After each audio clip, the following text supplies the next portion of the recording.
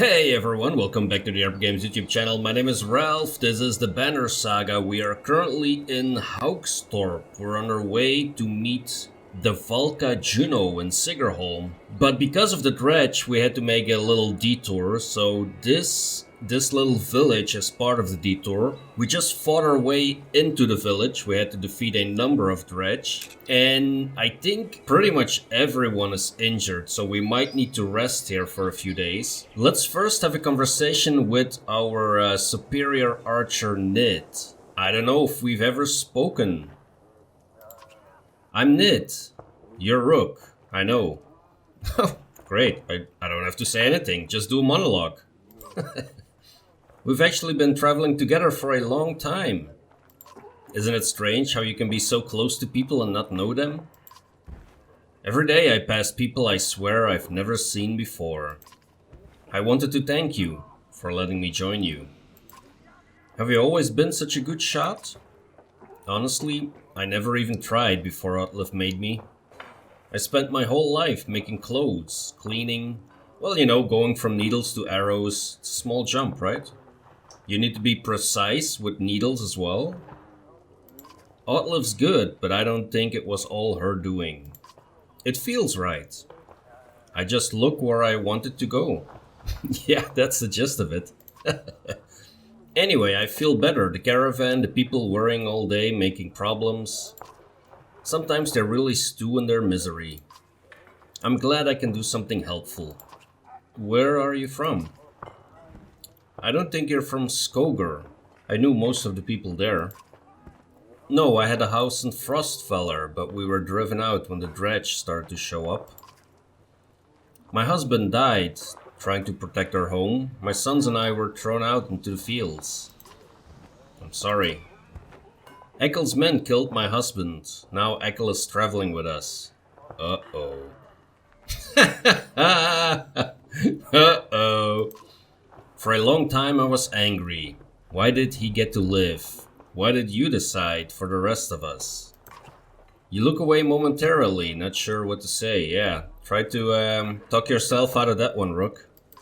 But I've let it go. I have 3 sons and I don't want them to grow up with hatred in their hearts. Admirable. That's why I wanted to thank you. You're welcome. I should be going. Oh, wow. Great conversation, Ender Rook. You're very good with the ladies. Don't think anything of it. We all have our problems to deal with. Yeah, like conversations with women. Let me know if you need me to put an arrow in something.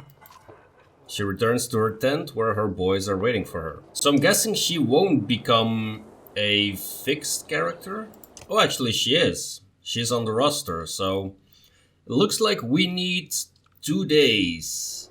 Okay. So 1 renown gets 10 supplies. That is very nice. We have Bale's locket. The silver locket reveals a tuft of white fur that must have been precious to its owner. +2 will.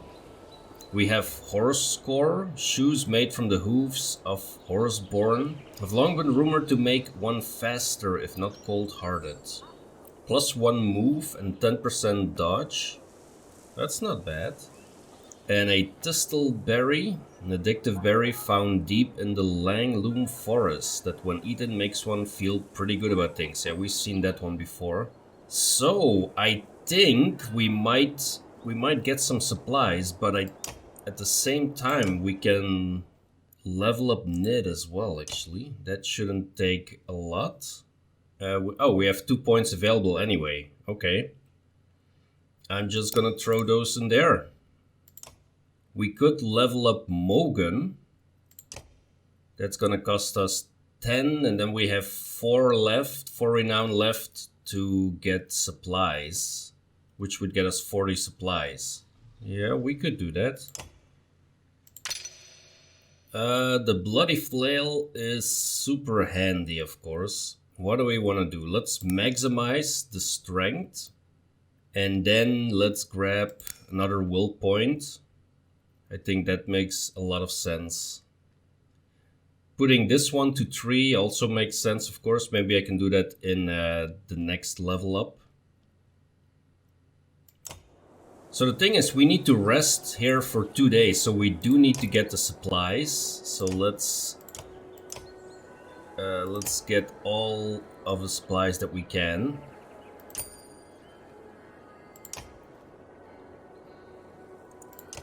And then rest. Rest again. And then we're ready to leave Haukstorp behind. Let's see what we get up to on the road to Sigrholm.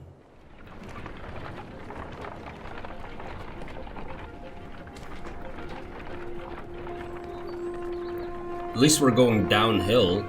That should speed things up. A gaunt man and woman approach the caravan, hands held high. "A word, friends," the man says. "We are poor farmers down on our luck." The woman hits him and says, "We're outlaws, plain and simple, 10 of us, and we'll help you in a fight for some food up front. What are your crimes?" "Misunderstandings," the man says. "Meat houses are confusing. Never know when you've drank your share." The woman hits him again and says, "We've stolen, killed a few when we had to, skills that might benefit you out there." I don't really need that in my caravan, do I? Like, picking up a bunch of killers? I mean, sure, if they were like regular fighters, but in a way I understand, like, you do what you have to in this situation where the dredge are swarming everyone, but I mean, the people in our caravan are surviving as well without killing, although although I think in the previous episode we killed the wrong people. We took down some brigands, but they were actually just getting their own food supplies back, so yeah. Who am I to judge, right? I'm gonna send them away. I feel a bit iffy about adding them to our caravan. "We are so much more than..." The man stops as the woman glares at him. He nods and they shuffle away quietly. It takes until camp is set to notice that a few of our supplies have gone missing. Yeah, of course.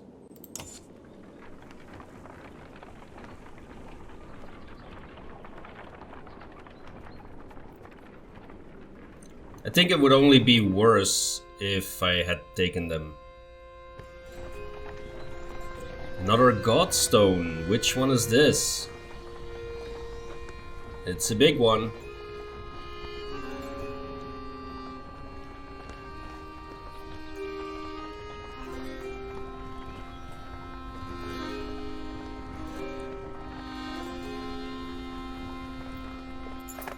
The Godstone for Ingrid, goddess of knowledge, looks on as the caravan takes a much-needed rest. Iver shoos some children away from the solitary dredge slinger lying dead beneath the stone.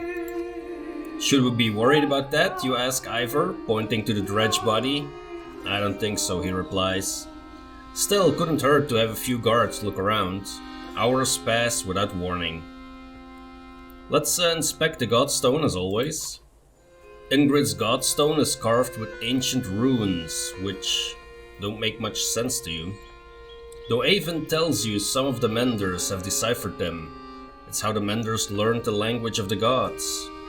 Past the largest stone, a long series of slabs contain more writing all the way down the hill. The odd thing he tells you is that the writing occasionally changes, depending on who is reading it. Usually it describes the history of the gods, but it can't be nearly about any topic. Sadly, Ivan doesn't know how to read it himself. Juno could, he says. Okay, let's pack up and move on. As you're readying to depart, you hear screams from near the main Godstone. The same boys, so curious about the dead dredge before, are shrieking and pointing. For a moment you think it must not have been dead, but then you see that they have opened a wrapping that was in the dredge's hands. "Wait," says Iver, his arm across your chest. "This shouldn't be seen. Get everyone away." A chill sweeps over you. Alette pushes past and gasps. "Stop," shouts Iver, but the curious onlookers have already seen it. Oh boy. A baby? Leave it. On the ground before the dead slinger is a small stony figure, its hands searching for something it can't find. That's a baby. The dredge is a woman? We've been killing women. We've been slaughtering women and children this whole time? Leaving them to die? In a war, it's only the males who fight. We've been fighting these dredge the whole way. Why are women with children on their backs attacking us? They're not invading, they're running. Everyone stops dead in their tracks. The entire caravan is gathered around, aghast. When I spoke to Juno, she told me something was coming. She didn't know what. A darkness, something black is covering the world, and the dredge are running from it just as we're running from them. The serpent, the quake, it's all the beginning of the end. Iver, you knew? Why? Why didn't you say something? Iver? When I was young, I killed one of the Sundr during the Second Great War. We called it Raze. Every time we would build our defenses, it would flatten them and push us back again. It became separated from the rest of the varl and stumbled upon Raze, deep in a snowstorm, alone. She was nursing. Oh. I threw my axe, it twisted in the wind, her son died in her arms. She was so pathetic, kneeling in the snow. She didn't even try to stop me when I took her head. That's how I killed the Sundr. When I found my way to Grufheim, the varl wanted to make me Kender, next to be king. I left. Walked until I ended up in Skogar, where no one knew what I had done. The only sound is the wind blowing through the trees. Oh shit, Iver. That is cool part of the story though. For a long time nobody says a thing until a child breaks the silence. What do we do with the baby? She asks. A lump forms in your throat looking at the small obsidian creature squirming before you.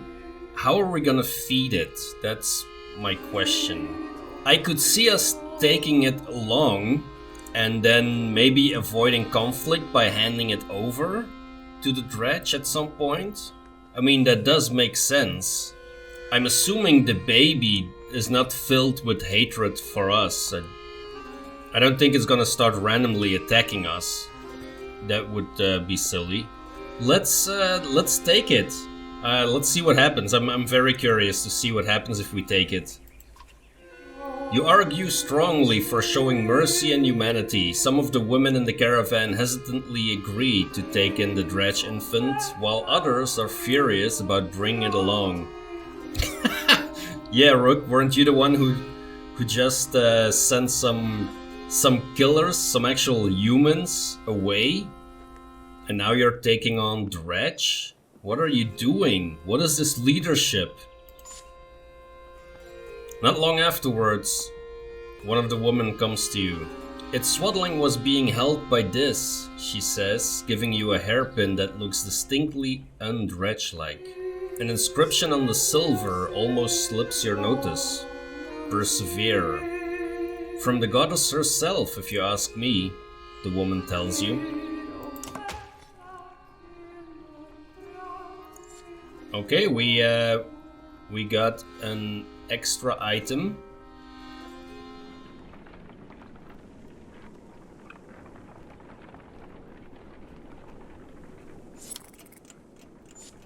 We should have clansmen, fighters, varl, and dredge there now. You're making the usual rounds when you hear a rather loud debate coming from the area that varl have gathered. Iver joins you as you approach. Ubin, you'd rather be known for falling asleep and dying in the corner of a meat house than battling a Sundr? No, I'd rather be known for not dying. Don't even know what you're worried about. I did this 100 times in the Great Wars. Take some warriors, plow headfirst into the dredge, they follow you into the hills, get lost, now they're not following you. When you did this 100 times, did they have Belor leading them? Have you never heard about the time I hit Belor in the head with a throwing axe? Yeah, well, you didn't kill him, did you, Krumr? Both varl halt their debate when they suddenly notice you watching. What's this about? Careful, my friend. A lot of old history getting thrown around here. The warriors were just noting that there's a damn good number of dredge on our asses. Belor pulling up the rear. This one thinks he can just wander up there and throw them off our tracks. How about some gratitude? Thought you'd be happy to finally be oldest varl in the land, Ubin. I'm never happy to lose more varl, Krumr. Besides, I'm not convinced you're really older than me. Old rivalry you've got here. Comments like that remind me I've already wasted too much time doing nothing. In the old days, I'd already be halfway to the battlefield by now. Speaking of which, you coming, Ingvar? You could ask Belor for your arm back. Don't think so, not exactly in the mood right now. Alright then, I'll tell Haukstorp you said hello. Krumr and a good many varl warriors head out towards the growing army of dredge. That's not gonna go over well. Is he going to come back? Yeah, the chances are small, I would say. He always has before. This time feels different, I fear. Yeah, that sucks. We really could use Krumr.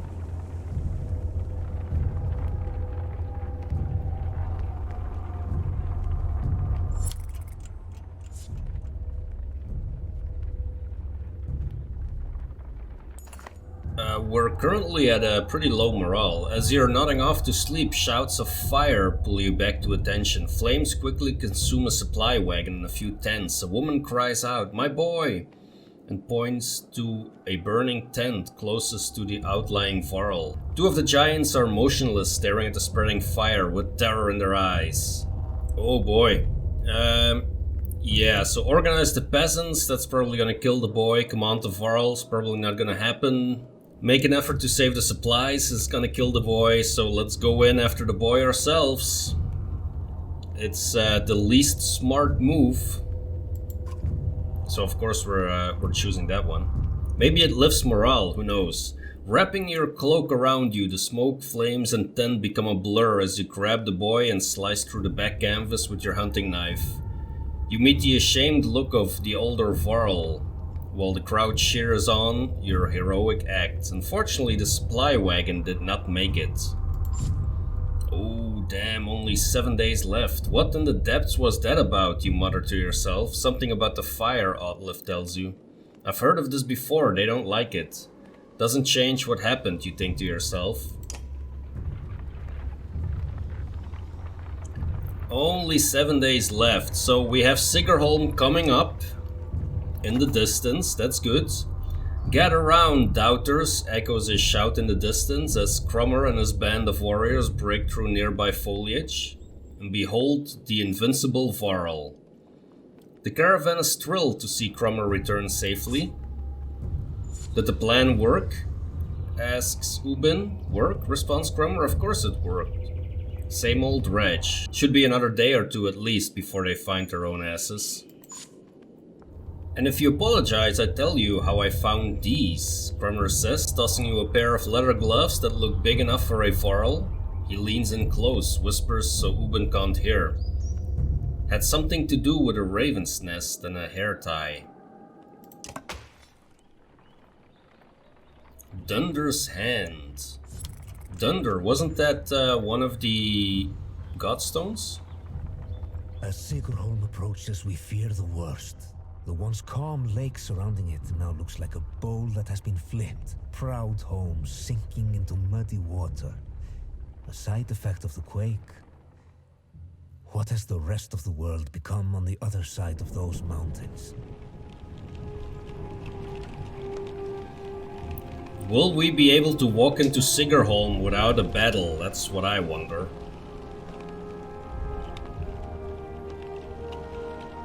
Is that someone sitting on the roof? I think so.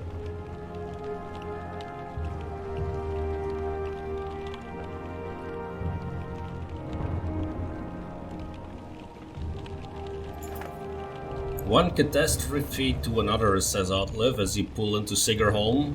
The town appears to be sinking into the lake. Townspeople peek from dark windows in makeshift hovels further up the hill. No, says Ivan, looking frantic. Where is she? He runs to the front of the caravan, looking out over the water. Juno isn't here. And you get the creeping feeling you're not welcome either. Going upriver looks out of the question. The beach is bare, aside from the occasional skeleton of a ruined fishing boat. You reluctantly set up camp in the sinking town. All I'm saying is, how long are you willing to wait? While taking stock of caravan, you've inadvertently walked into a debate between Outlive and Ivan.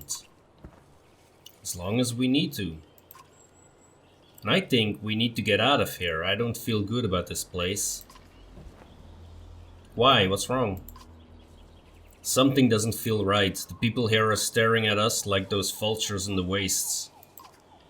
I'm sorry, Ivan. I think Outlive is right. I saw a man. The whole time we were setting up, he was just watching me. In a creepy way. And how long before the dredge find us here? Juno will come. Just give it a little more time. Rook, listen to me. I need you to trust me on this. Seems like there's no market here. Oh, there is actually. We have a narwhal horn, we have Jarl's seal, the stamp symbolizing a chieftain's will passed down from father to son and kender to kender. 1 willpower per turn. And serpent earrings. Whether the earrings contain some subtle magic or not, those who believe tend to be a little more agile than before. Okay, so we have 20 renown. We could actually level up Rook or Iver to level 5. However, I think we need to get supplies. But we're gonna make that choice and the conversation with Ivan here in the next episode. Thanks a lot for watching. If you're enjoying the content, hit that like button, subscribe to the channel if you wanna follow along. I'll see you in the next video.